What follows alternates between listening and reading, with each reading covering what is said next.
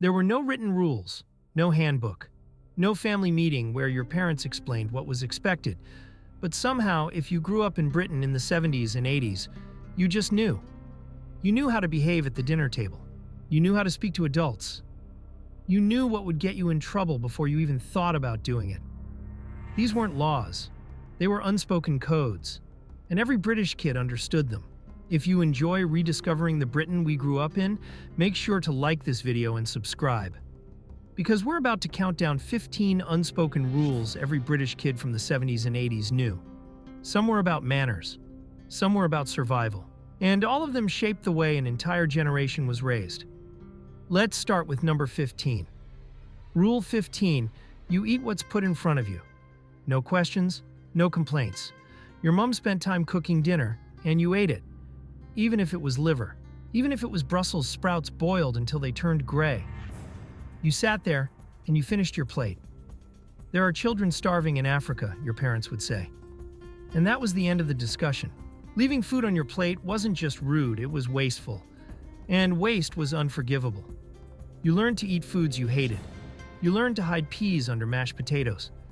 You learned that dessert only came if your plate was clean. This rule wasn't cruelty. It was practicality.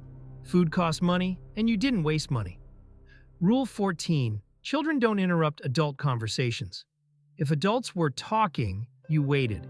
You stood quietly. You didn't speak until spoken to. If you tried to interrupt, you'd get the look. And if you ignored the look, you'd be sent out of the room. Adult conversations were serious.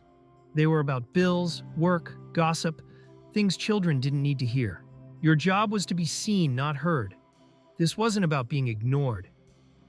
It was about respect. Adults had authority, and authority wasn't questioned. You learned patience. You learned to wait your turn, and you learned that your voice mattered, but only when it was appropriate. Rule 13. You call adults by their title. Mr. Smith, Mrs. Johnson. Never first names. Even if they were your friend's parents. Even if you saw them every day. Using someone's first name as a child was shockingly rude. It suggested you saw yourself as their equal, and you weren't. This was about hierarchy, about structure, about knowing your place in the social order. Teachers were Sir or Miss, neighbors were Mr. or Mrs., even family friends kept their titles. It created distance. It created respect. And it meant that when an adult spoke, you listened. Rule 12. You say please and thank you. Always. This wasn't optional. Politeness was drilled into you from the moment you could speak. What's the magic word? Your mom would ask when you demanded a biscuit. And you knew, please, thank you, you're welcome. Excuse me. These phrases were non-negotiable. Forget them, and you'd be reminded instantly. Sometimes with a sharp word, sometimes with a disapproving look. Manners weren't just nice to have. They were essential. They marked you as well-raised. And being well-raised mattered, because how you behaved reflected on your entire family. Rule 11. You don't answer back. If your parents told you to do something, you did it. No argument, no negotiation. Because I said so was a complete sentence. Talking back meant punishment. Immediately. A smack. Sent to your room. Grounded. Whatever your parents deemed appropriate.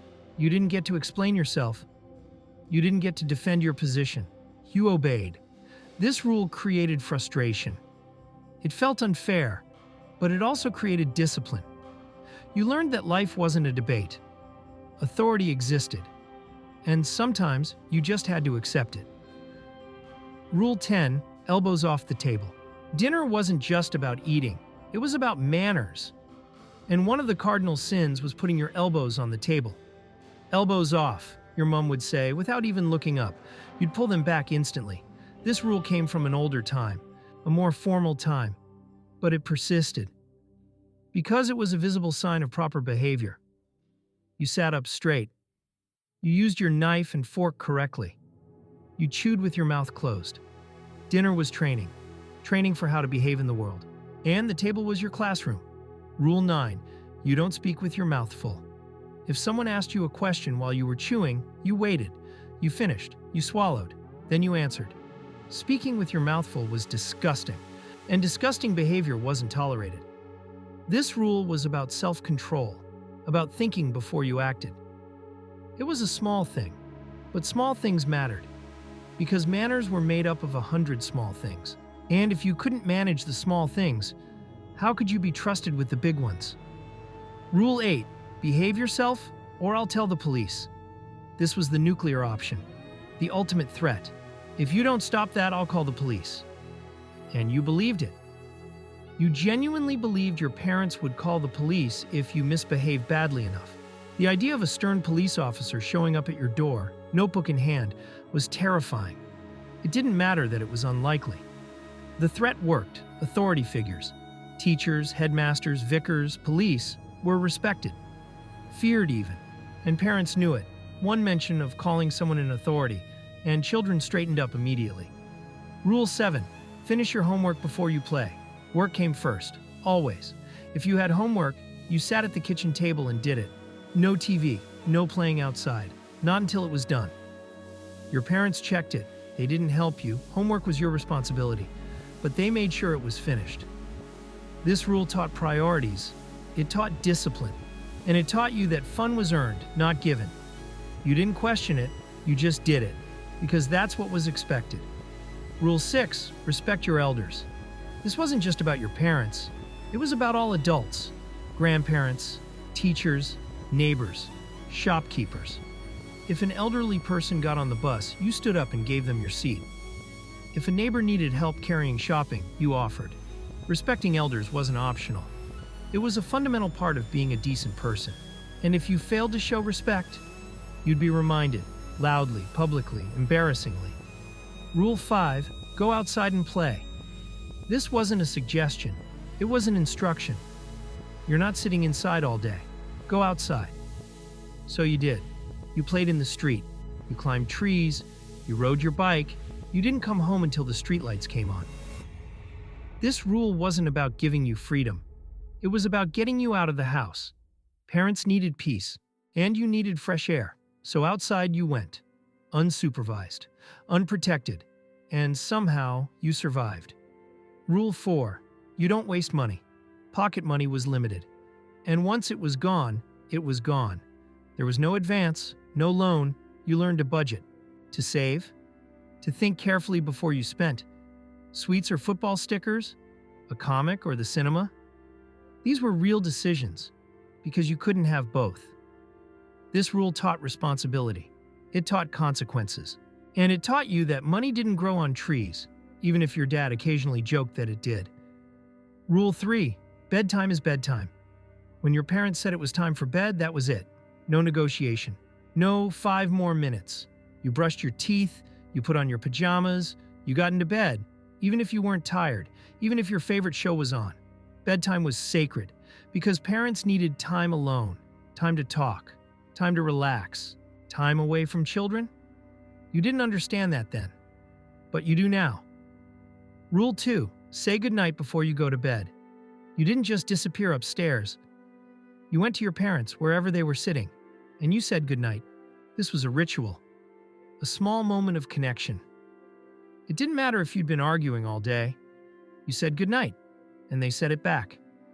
It was a reset button, a way of ending the day on a civil note, and it reminded you every single night that you were part of a family. Rule 1, don't show off. Pride was dangerous. Arrogance was unacceptable.